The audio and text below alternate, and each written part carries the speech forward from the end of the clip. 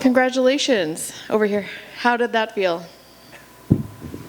Man, like I said in the cage, winning's hard. Performing's hard, and the feelings of it, the rewards of it, I mean, you can't touch it. So it feels great. It feels exceptional, and I want to go back in there and do it again, you know. Did you feel like you needed to do something spectacular this time coming off that decision loss? Yeah, you know, I definitely had a chip on my shoulder after that last one. It was one that me and my team felt like we won.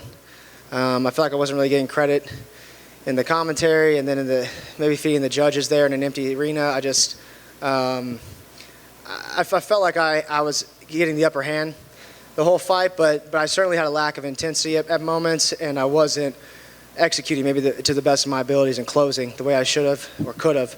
And so you know, I didn't let it bog me down at all. I got more physical, more intensive practice.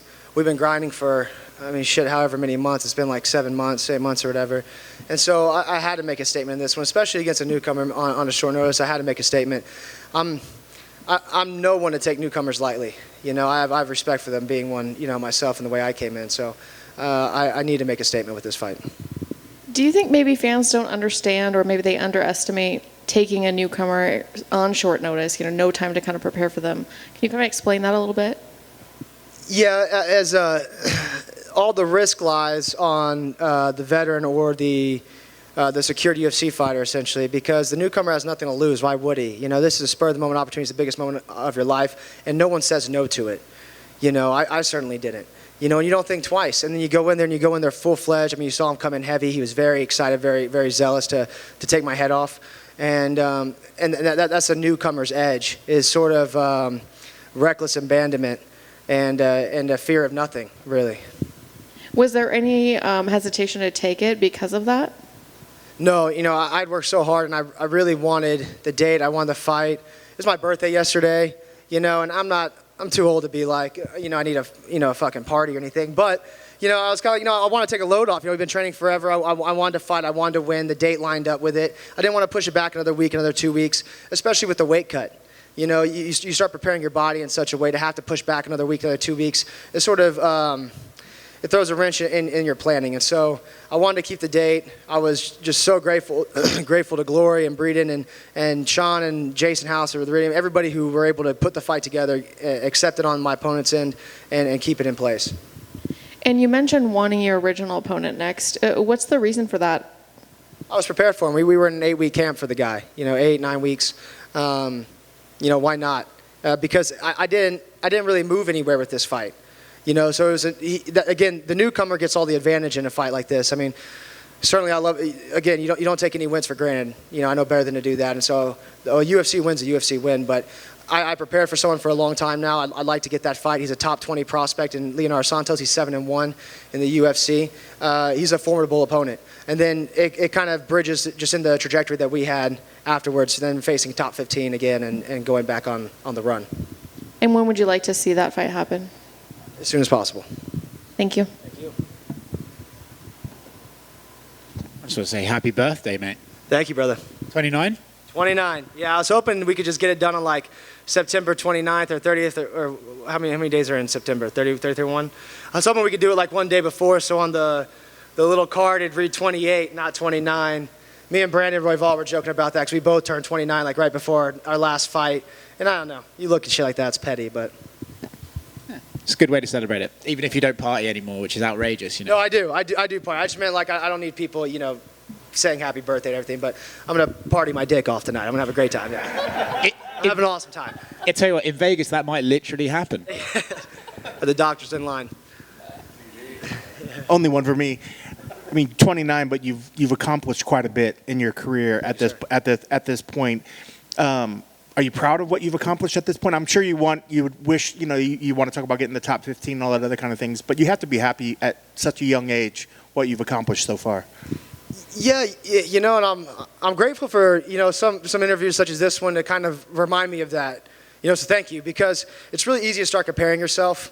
You know, I mean, this sport's so it's so dangerous and it's growing so rapidly that you see these guys in here accomplishing, almost as much or more, at the ages of 23, 24, it just keeps getting younger and scarier.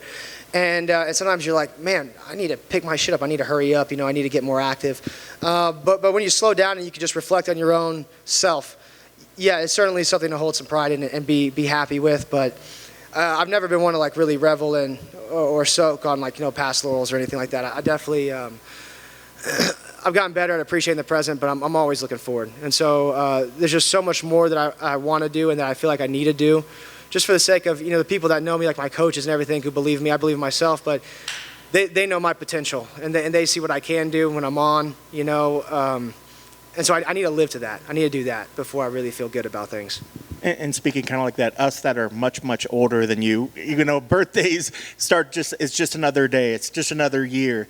But you are kind of nearing a milestone. Next year, you're going to be 30 years old. I mean, what sort of goals were you when you got into this sport, what sort of goals did you set for yourself that you wanted to have attained by that point? I think I said I wanted a title fight like this year when I first got in. So if I'm reflecting on, my prior task list, I'm a little behind, so that's why I got to kind of constantly be reassessing, realigning, and setting new, reasonable goals in place. And I'm also, I'm growing in maturity and awareness. I just didn't know the game when I got in, and I came in a little headstrong, but I wasn't wrong. I wasn't wrong for it. I just, we just got to adjust. I'm trying to get the volume up. That's the biggest thing that's kind of disheartening to me, and that was the biggest thing with the last fight was, I wanted to get 3 really great wins in this year, and that would line me up the way I wanted to. And I felt like I took kind of a silly L, and now, it's October and we're finally getting a fight again. So I just want my volume. I want to get some volume. What is the perfect number of fights for you during a year? 3 to 4. 3 would be great. 3 would be an excellent year. 3 victories. 4, if we're healthy, great. Now I feel like I'm at a place where I could do that. Before, especially in the beginning when I first got in, 2 was fine because it was like, dude, what the fuck are we doing? We're throwing shit at the wall and we're winging it. We're like, we're trying to grow and learn so much so quick because we went from fighting on, like LFA and Fury cards to fighting like top 10 opponents. And we're like, we're really trying to bridge this huge gap in a short amount of time. So it's like, yeah, maybe give me 6 months. Cool. Now I feel like we've evolved enough to where, hey, let's rack out some fights, 4 fights. Well, and you speak of that, you speak of the involvement, and you talked about how you came in pretty headstrong. I think most of us assume everybody in this sport, you have to be headstrong to do what you do. But talk about the maturation. That you've matured quite a bit. It seems like the you that's in front of us is definitely the different version than what we saw when you first came in. But speaking of this time away, how have you matured in this time from when you started? Well, I feel like, I had a ton of confidence, which was one of my greatest assets, one of my best weapons, and self-belief. And I still have that. But now, as opposed to just blind confidence, I have like a refined clarity. And I would say that has been one of the biggest steps of maturation. Also understanding how to lose and changing a perspective of the game. I took my first loss. That sent me into a well of depression. I took it really hard, and it was like my whole world shattered. I took that last one, which again, I feel like we won, but I didn't take it like that. I took it like, back to work on Monday. Let's go to work. This is what we do. Almost like the samurai, win, lose, or draw. I mean, what the fuck else am I going to do? I'm going to get back to work. And so that's been one of the biggest steps. And the last thing for me, I know you said Leonardo because that fight was already kind of set up and then it fell away. But if they offer you another fight that the trajectory is the right, you'd be more than happy for that one as well, or do you? Yeah. Does it have to be No. It doesn't have to be him. It doesn't have to be him. I was just kind of hoping with him as well that it might happen sooner because, again, everybody's asking to fight in December, or by the end of the year rather. And with this fight, maybe we could because he was supposed to have a fight. It fell out, so he kind of needs a fight, and I was the fight. So, but I'll take anybody. Always have. And when last one off, how do you celebrate? When you do celebrate, I mean, are you a whiskey man? You a beer man? What? I'm an everything man. You put it on the table, I'm doing it. You're in the right place for that. Happy birthday. Thank you. Thank you.